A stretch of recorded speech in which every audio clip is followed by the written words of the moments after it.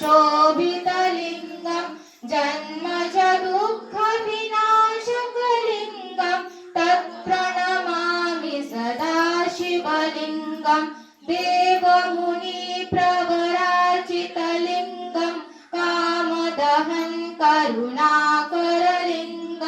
रावणदर्पविनाशनलिङ्गं तत्प्रणमामि सदा शिवलिङ्गं सर्वसुगन्धिसुलेपितलिङ्गं बुद्धिविवर्धनकारणलिङ्गं सिद्धसुरासुरवन्दितलिङ्गं तत्प्रणमामि सदा शिवलिङ्गं कनकमहामुनिभूषितलिङ्गं फणिपतिवेष्टितशोभितलिङ्गं दक्षसुयज्ञविनाशनलिङ्गं तत्प्रणमामि सदा शिवलिङ्गं कुङ्कुमचन्दनलेपितलिङ्गं पङ्कजहार सुशोभितलिङ्गं सञ्चितपापविनाशिनलिङ्गं तत्प्रणमामि सदा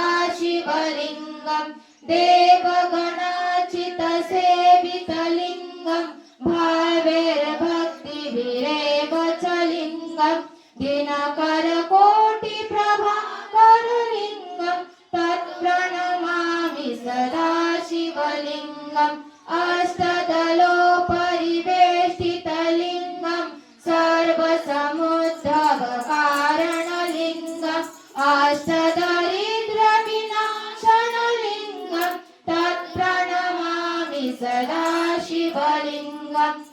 सुरगुरुसुरवरपूजितलिङ्गं सुरवनपुष्पसदार्चितलिङ्गं परात्परं परमात्मकलिङ्गं तत्प्रणमामि सदा शिवलिङ्गं लिङ्गाष्टकमिदं पुण्यं पठेत् शिवसन्निधौ शिवलोकमवाप्नोति शिवेन सह मोदते